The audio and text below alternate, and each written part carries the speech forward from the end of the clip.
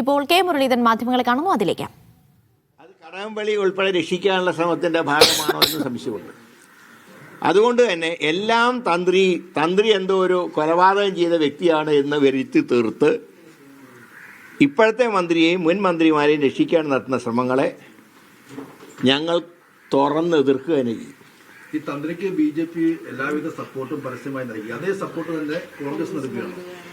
വിശ്വാസികൾ ഏത് പാർട്ടിക്കാരാണെങ്കിലും വിശ്വാസത്തിനെ ഹനിക്കുന്ന കാര്യങ്ങളുണ്ടായാൽ അത് ചോദ്യം ചെയ്യാൻ രാഷ്ട്രീയത്തിൻ്റെ നിറം കൊടുക്കേണ്ട ആവശ്യമൊന്നുമില്ല. കമ്മ്യൂണിസ്റ്റ് പാർട്ടിയിൽ വിശ്വാസമുള്ളവരുണ്ട്, അവരും ന്യായമായി വിശ്വാസികൾക്ക് വേണ്ടി നിൽക്കുന്നുണ്ട്. നേതാക്കന്മാർ നിൽക്കുന്നില്ല എന്ന് ചോദിച്ചിട്ട് അണികൾ നിൽക്കാറില്ല. അപ്പം അതുകൊണ്ട് ശബരിമലയിലെ അന്വേഷണത്തിൽ ഇപ്പം ഞങ്ങൾക്ക് സംശയമുണ്ട്. ഇത് പോറ്റിക്ക് ജാമ്യം കിട്ടാനും ദേവസ്വം ബോർഡിൻ്റെ അകത്തുള്ളവരെ രക്ഷിക്കാനുള്ള ശ്രമങ്ങളാണോ സംശയമുണ്ട്. ഇതിനേക്കാൾ ഉപരിയായി ഈ 2017 രാജവാഹനം കൈമാറ്റം ചെയ്തപ്പോൾ അതിൻ്റെ മുമ്പിൽ തന്നെ CPMൻ്റെ പ്രതിനിധിയായിട്ടുള്ള രാഘവനുമുണ്ട്. ഒരു കാര്യം മനസ്സിലാക്കേണ്ടത്, UDF ഗവൺമെൻറ് ഭരിക്കുമ്പോൾ ഉള്ള ദേവസ്വം ഭരണസമിതികൾ UDFൻ്റെ ഭരണസമിതികളല്ല, UDFന് ഭൂരിപക്ഷമുള്ള ഭരണസമിതി മാത്രമാണ്. കാരണം MLA-മാരുടെ നോമിനിയായി, ഹിന്ദു MLA-മാരുടെ നോമിനിയായി എപ്പോഴും വരാറുള്ള ഇടതുപക്ഷമാണ്. ഞങ്ങളുടെ ഭാഗത്ത് മുസ്ലിം ലീഗിനൊന്നും വോട്ടവകാശം ഇല്ലാത്തതുകൊണ്ട് ഹിന്ദു MLA-മാരിൽ ഭൂരിപക്ഷം, അത് കർണാടക കാലം മുതലൊക്കെ അങ്ങനെയാണ്.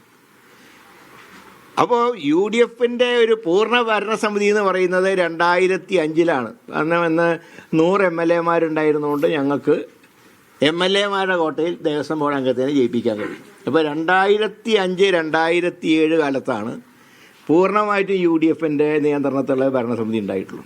അതിന് മുമ്പ് കർണാടക കാലത്ത് ഉണ്ടായത് അതിൽ നിയമം കൊണ്ടുവന്നു, വിശ്വാസികൾ ആണെന്ന് എഴുതി ഒപ്പിട്ട് കൊടുക്കണം.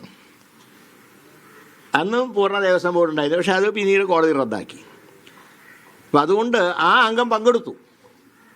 എന്നിട്ട് അധികം പറഞ്ഞത് എന്താ, ഞാനൊന്നും അറിഞ്ഞില്ല, അപ്പോഴാണ് ഫോട്ടോ പുറത്തു വിട്ടത്.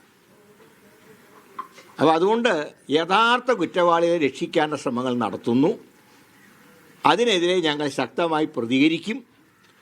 അറ്റൻഷൻ ഡൈവേർട്ട് ചെയ്യാൻ നടത്തുന്ന ഒരു ശ്രമങ്ങളെയും ഞങ്ങൾ അനുകൂലിക്കില്ല. ഈ വാഹന കൈമാറ്റമായിരുന്നു UDF-നെതിരെയുള്ള ആയുധമായി LDF ഉയർത്തിക്കാട്ടിക്കൊണ്ടിരുന്നത്. 2012 ദേവസ്വം ഉത്തരവ് ലംഘിച്ചു എന്നുള്ളതാണ് അവർ പറയുന്നത്. പക്ഷേ 2017 തന്നെ ദേവസ്വം കമ്മീഷൻ വേറെ ഉത്തരവുണ്ട്, അഭിഭാഷക കമ്മീഷന്റെ റിപ്പോർട്ടിലൊക്കെ ഉണ്ട്. ഹൈക്കോടതിയിൽ അല്ല, ഹൈക്കോടതി അംഗീകരിച്ചിട്ടുണ്ട്. ഈ 2017 കയ്യേറ്റം അല്ല, ഇവർ പറഞ്ഞ കൈമാറ്റം, അതിനെ ഹൈക്കോടതി അംഗീകരിച്ചിട്ടുണ്ട്. ഇതിലെ SIT, അതായത് ആദ്യം SIT-യിൽ കോൺഗ്രസ് സംശയം, അതുകൊണ്ടാണോ SIT-യിൽ സംശയമുള്ളത്? തീർച്ചയായിട്ടും. കാരണം ഉണ്ണികൃഷ്ണൻ പോറ്റിക്ക് ജാമ്യം കിട്ടാനുള്ള സാധ്യതയെക്കുറിച്ച് ഇന്ന് മാധ്യമ വാർത്തകളുണ്ട്. അതുകൊണ്ട് ഞങ്ങൾക്ക് സംശയമുണ്ട്, സംശയം മറച്ചു വയ്ക്കേണ്ട കാര്യമില്ല. ഈ SIT അന്വേഷണം കോൺഗ്രസിലേക്ക്, പ്രത്യേകിച്ച് ആദ്യം അടൂർ പ്രകാശ് ഉൾപ്പെടെയുള്ളവരുടെ ചോദ്യം ചെയ്യാൻ ഒരുങ്ങുന്ന വാർത്ത വരുമ്പോഴാണ് അന്ന് ആദ്യമായിട്ട് SIT അന്വേഷണത്തിൽ സമ്മർദ്ദം പറയുന്നത്. ശബരിമല സ്വർണ്ണക്കൊള്ള അന്വേഷിക്കുന്ന SIT-യിൽ സംശയമുണ്ട് എന്നാണ് കെ മുരളീധരൻ പറയുന്നത്. ഒപ്പം